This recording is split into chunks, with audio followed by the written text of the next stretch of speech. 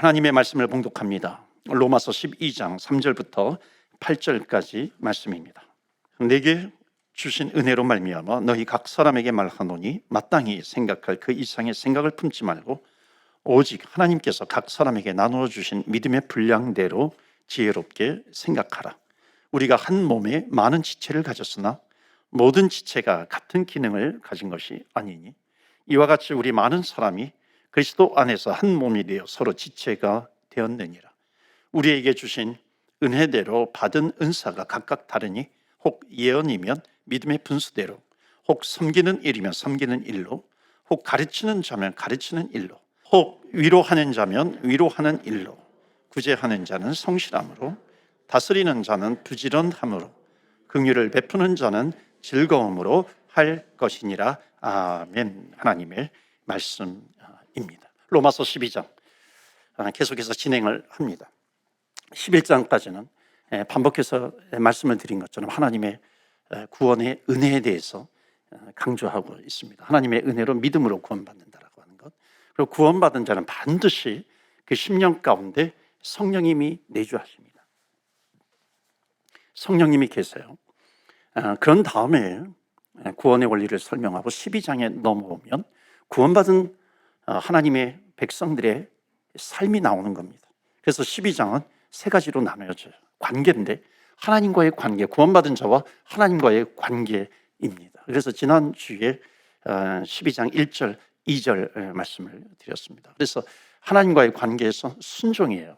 그러니까 하나님의 말씀에 순종하게 된다. 구원받은 자, 은혜 가운데 있는 자, 성령이 있는 자는 하나님의 말씀에 순종하게 되는 것이고 삶이 예배가 되는 것이고, 그리고 반드시 그 사람은 변화를 이루게 된다는 겁니다. 3절부터 8절까지 이 말씀은 구원받은 자와 구원받은 자의 관계입니다. 즉 교회와의 관계이죠. 여기서 중요한 것은 뭐냐면 성품이 중요하다라고 하는 겁니다. 마지막 부분은 구원받은 자와 구원받은 자를 넘어서 모든 세상의 사람들과 어떤 관계를 가져야 할 것인가라고 하는 말씀으로 쭉 전개가 되고 있습니다. 그래서 로마서 강해 설교는 오랫동안 이어져 왔는데 다음 주나 다다음 주로 12장으로 마치도록 그렇게 하겠습니다. 오늘은 지난주에 두 번째 이웃과 구원받은 자와 구원받은 자의 관계 속에서 이렇게 첫 번째 말씀을 나누었습니다. 이러한 흐름 속에서 3절에서 8절 말씀을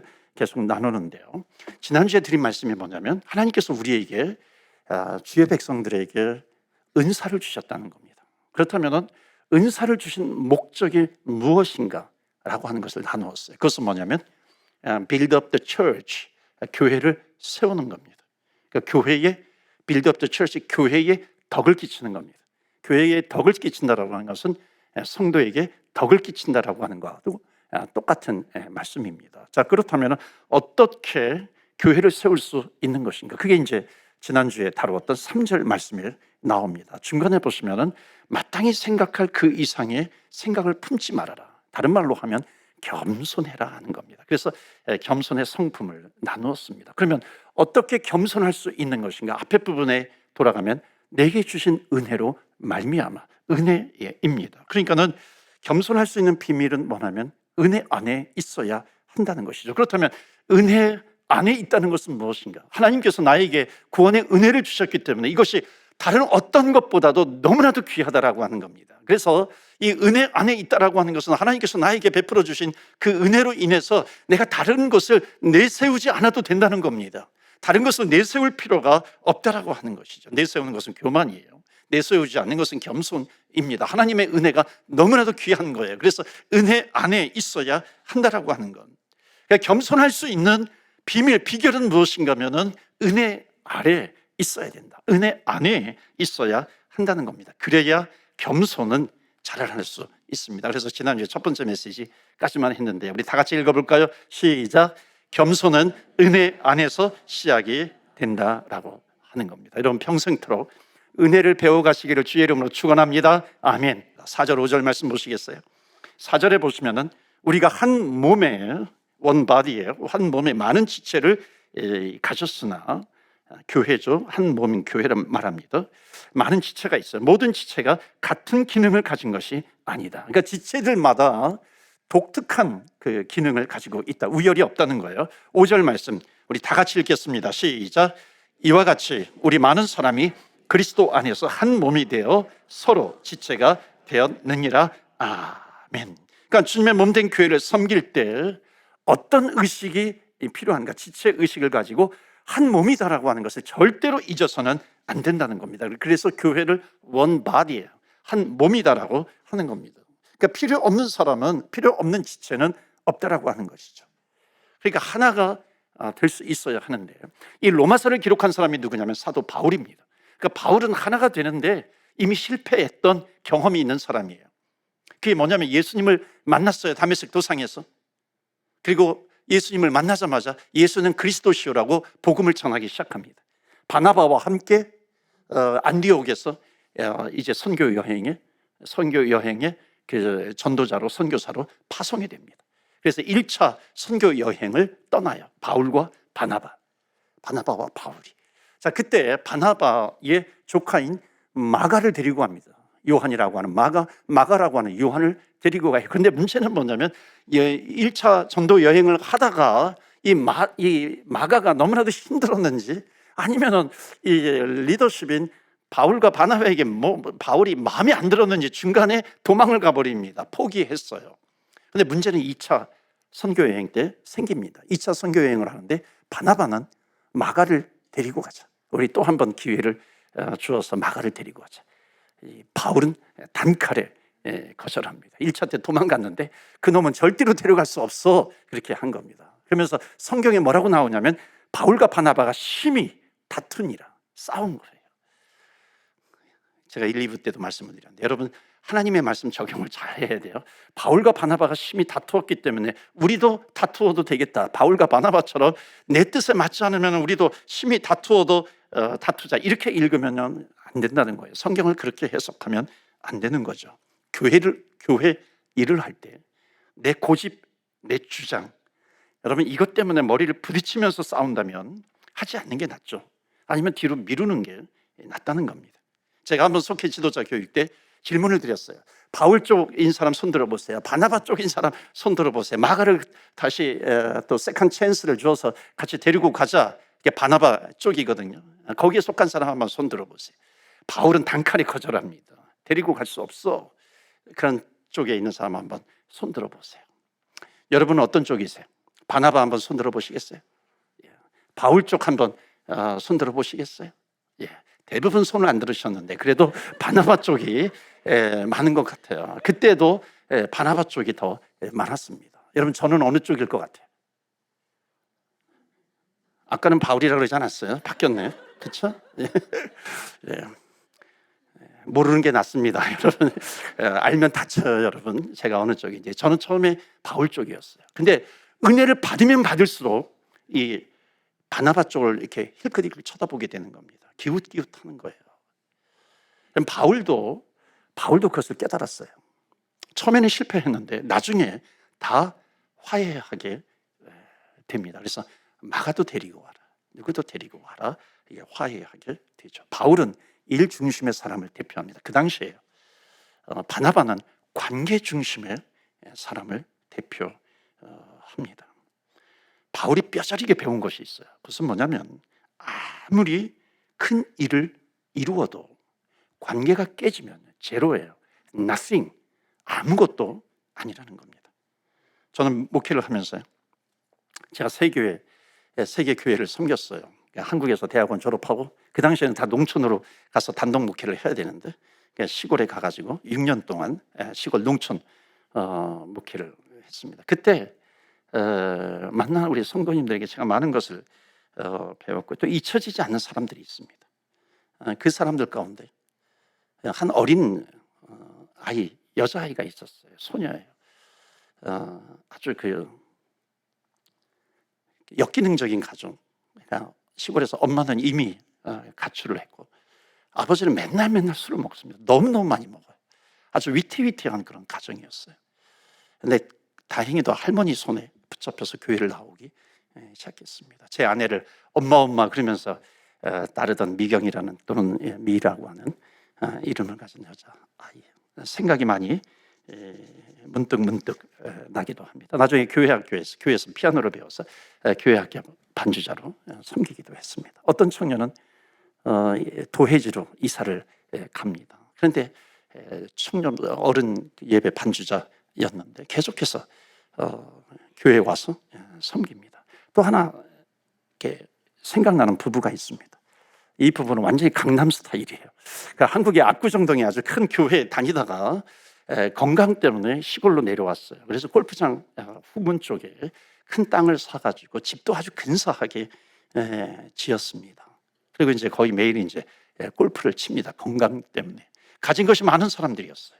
그런데 이분들로 하여금 제가 배운 것이 있습니다. 그것은 뭐냐면 겸손함이라고 하는 겁니다. 겸손함. 아들 가운데 미시간 주립대학에 다니는 아들이 있었는데 저보다도 나이가 더 많아요.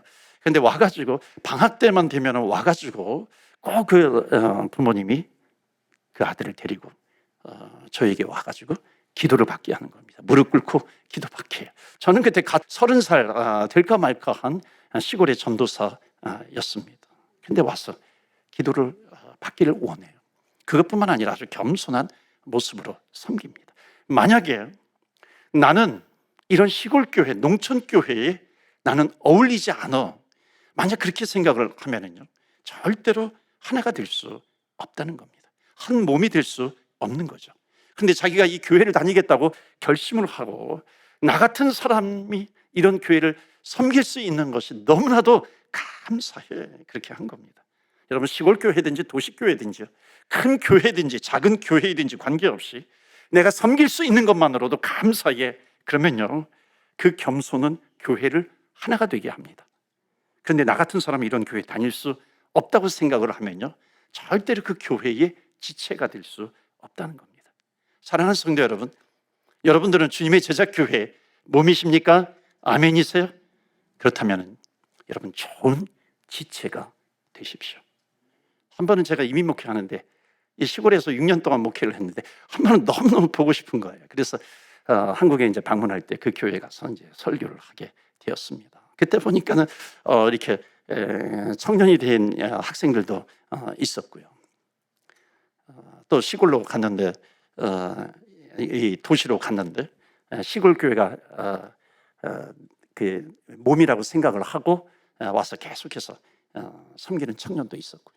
남편을 데리고 온 청년도 있었어요. 또 어떤 청년은 또 제 후배하고 결혼을 해가지고 사모님이 된 그런 청년도 있었습니다. 제가 그 사람들을 보면서 느끼는 게 있었어요. 그것은 뭐냐면 배운 게 있었는데 겸손이라고 하는 겁니다. 물론 그 부부도 섬기고 있었고요. 겸손이라고 하는 겁니다. 겸손은 그 교회를 하나가 되게 합니다. 제가 천국 가서요, 주님 앞에 섰을 때 제가 확신하는 것이 있습니다. 그것은 뭐냐면 이 사람들, 시골교회를 섬겼던 이 사람들은 저보다도 훨씬 더 큰 상을 하나님께로부터 받을 것이라고 하는 확신입니다. 저는 그 옆에서 아마 그들을 향해서 박수를 칠 거예요. 그러면 겸손은 하나 되게 합니다. 오늘 성경이 말하고 있는 것이 뭐냐면 은사는 여러 가지예요. 기능은 다 다른 겁니다. 그런데 우리가 지체라고 하는 것을 잊지 말라는 것이죠. 한 몸을 이룬다라고 하는 것, 이것은 뭐냐면 얼굴이 손 보고 뭐라 그러지 않아요. 발이 얼굴 보고 뭐라 그러지 않는다는 겁니다. 그래서 우리 교회는 내 주장, 내 고집이 아니라 겸손함으로 섬길 때 그 교회 공동체는 하나가 될 줄로 믿습니다. 그래서 오늘 두 번째, 지난주에 이어서 주시는 메시지가 있습니다. 다 같이 읽어볼까요? 시작. 겸손한 성품이 공동체를 하나 되게 한다라고 하는 겁니다. 저는 사람들을 만나보면요, 교만한 사람하고는요 정말 하나 되기가 쉽지 않아요. 그런데 겸손한 사람은 금방 하나가 됩니다. 저와 여러분이 그런 사람이 되시기를 주의 이름으로 축복합니다. 아멘. 제가 후배 목사님들이 가끔 연락 이제 와요. 제가 오늘 좀 그 예화를 좀 많이 드는데요. 그러니까 좋을 때는 별로 연락하지 않다가 힘들면은 연락을 합니다. 3년 후배, 가까이 지내는 그 후배가 있었어요. 한국을 방문했을 때 한번 오래간만에 만났는데 이 친구가, 이 후배가 너무너무 늙어버린 거예요. 머리도 벗겨지고 배도 나오고. 그래서 야, 너 왜 이렇게 변했어? 너 왜 이렇게 늙어버렸어? 이 말이 툭 나올 뻔했는데 제가 그렇게 하지 않았어요. 야, 대신 너 굉장히 중후해졌다. 이렇게 생각나는 말이 그 말밖에 없더라고요. 이런저런 얘기를 하는데 그 후배가 이렇게 얘기를 합니다. 형님, 형, 목회하기가 쉽지 않아. 교회를 성장시켜야 된다라고 하는 그것 때문에 순수함을 잃어버리는 것 같아.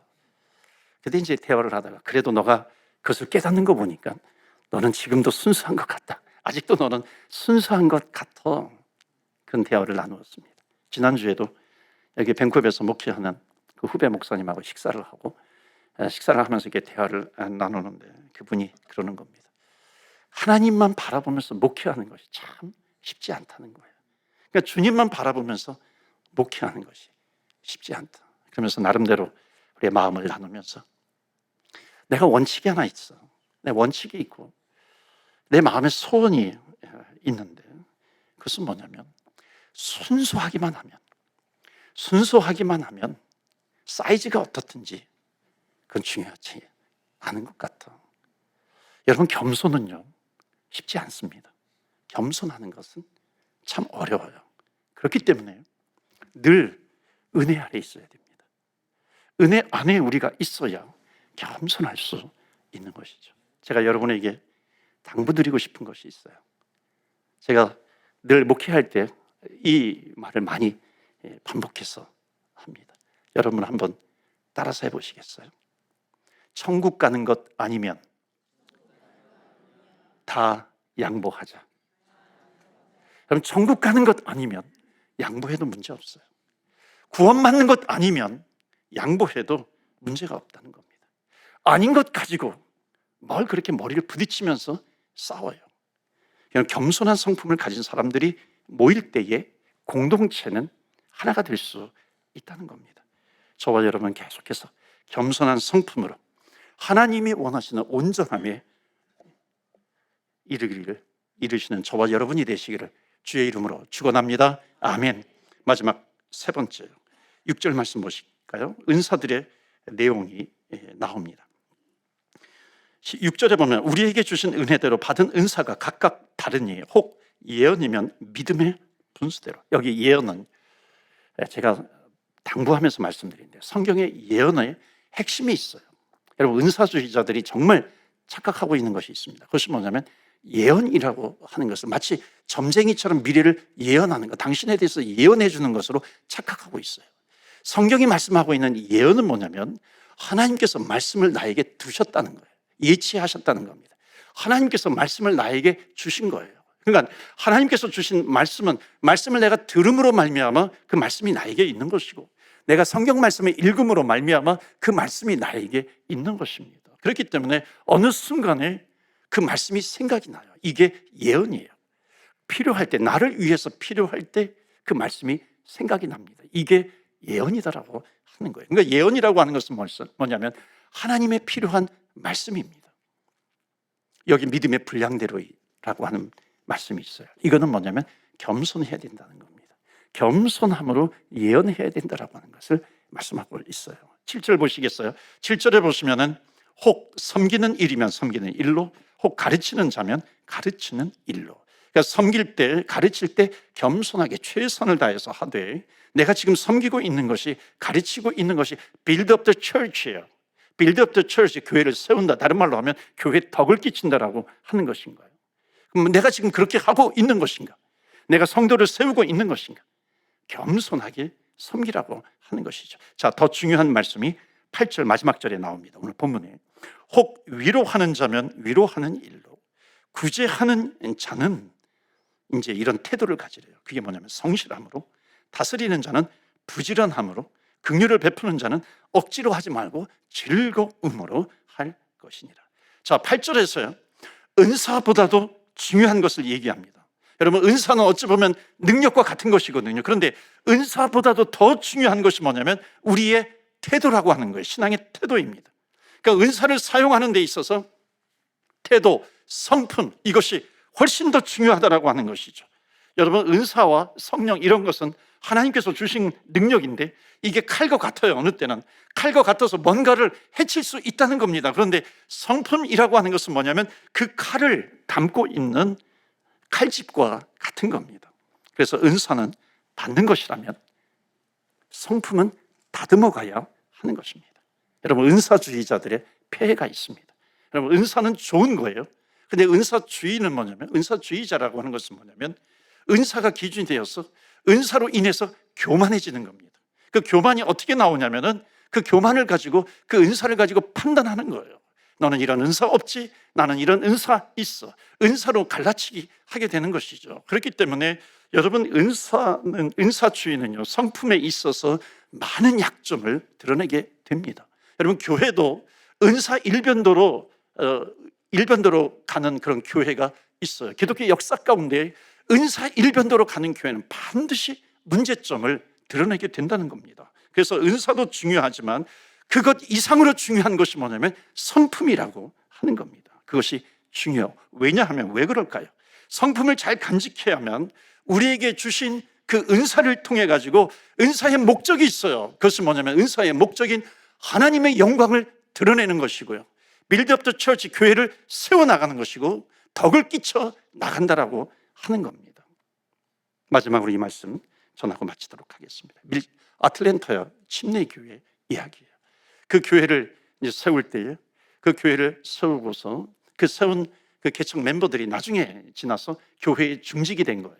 리더 그룹을 형성하게 된 겁니다. 그러니까 이 사람이 이 리더 그룹들이 어느 날 목사님이 마음에 안 들었는지 목사님을 쫓아낸 겁니다. 그리고 새로운 목사님을 모시기로 한 거예요. 그러니까 그때까지 그때 교회를 돕는 협동 목사님이 계셨는데 그 협동 목사님에게 설교를 부탁한 겁니다. 그런데 이 목사님이 설교를 하면서 교인들이 은혜를 받기 시작하는 겁니다. 그러니까 빈자리가 채워지게 되고 또 교인들이 변화되기 시작하는 겁니다. 그런데 그것을 바라보는 이 중직들이 못마땅한 겁니다. 왜냐하면은 늘 이렇게 리더십이 이렇게 이쪽으로 기울어지니까는 시기심이 생긴 거예요. 그리고 늘 전도 얘기를 합니다. 전도해라. 그러니까 귀찮은 거예요. 피곤해 죽겠어요. 하나님과의 관계를 중시합니다. 사람의 뜻을, 여러분의 뜻이 아니라 하나님의 뜻이 중요합니다. 그러니까 이렇게 이제 피곤하니까는 그래서 어느 날 이제 그 목사님을 찾아가서 교회를 떠나달라고 요구합니다. 부탁을 해요. 막 협박하기도 하고 그리고 뇌물 공세하기도 합니다. 이분이 기도하면서 교회를 떠나기로 결정을 했다가 하나님께서 주신 마음이 있는데 가만히 있으라라고 하는 겁니다. 이게 교인 총회를 하는데 이게 투표를 하는 날이 왔어요. 그때 이게 리더십 몇몇 중직의 몇몇 그룹이 목사님에게 아주 상스러운 말을 하는 겁니다. 이 목사님이 일어나서 교회 안에서 이렇게 상스러운 말을 하지 마세요. 그런 말을 교회에서 하지 않는 겁니다. 그런데 당신이 무슨 상관이야 그러면서 그 중직 중에 한 명이 주먹으로 그 목사님의 얼굴을 이렇게 날려버린 거예요. 그래서 그 목사님이 거기에서 쓰러집니다. 그런데 그 현장에 그 목사님의 중학교 2학년 아들이 그 현장에 있었어요. 그리고 사람들은 본 겁니다.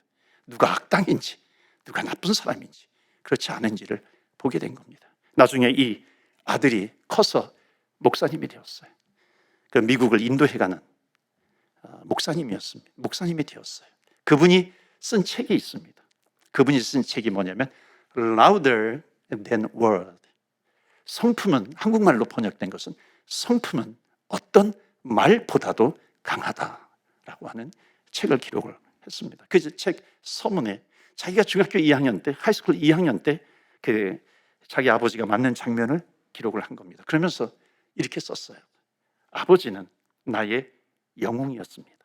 성품을 지키기 위해서 대가를 지불해야 된다라고 하는 것을 아버지는 보여주셨습니다. 여러분, 성품은요 어떤 말보다도 강하다는 겁니다. 여러분, 이 마진 목사님이 누군지 아세요? 아버지 마진 목사님은 찰스 스탠리 목사님이고요. 그리고 그 아들은 앤디 스탠리 목사님. 지금도 미국 사람들이 가장 많은 설교 방송을 듣는다라고 하는 찰스 스탠리 목사님. 그리고 미국을 이끌어가는 앤디 스탠리 목사님 이끌어가는 목사님 가운데 한 분입니다. 오늘 마지막으로 나누려고 하는 것은 이겁니다. 어떤 말이나 어떤 능력이든지 어떤 은사이든지 여러분 그것보다도 강한 것이 있어요. 그것이 뭔지 아세요? 그것은 겸손한 성품입니다. 겸손한 성품으로 하나가 될 수 있습니다. 그래서 오늘 말씀을 통해서 구원받은 백성들이 있어요. 하나님의 은혜가 있어요. 성령님이 내 안에 계시다라고 하는 겁니다. 그러면 반드시 그런 사람에게 하나님께서 가르쳐 주시는 것이 있습니다. 그것은 뭐냐면 공동체 안에서 내 교만을 드러내는 것이 아니라 은혜로 겸손한 성품을 지키면 어떤 은사와 어떤 능력과 어떤 말보다도 훨씬 더 강한 영향력을 끼친다라고 하는 것을 오늘 말씀을 통해서 우리에게 주고 계십니다. 그래서 사랑하는 성도 여러분, 오늘 마지막 메시지를 읽으면서 말씀을 마칩니다. 다 같이 읽을까요? 시작. 겸손한 성품은 어떤 말보다도 강하다라고 하는 겁니다. 여러분, 은사가 있으세요? 그 은사를 담고 있는 것이 겸손한 성품입니다.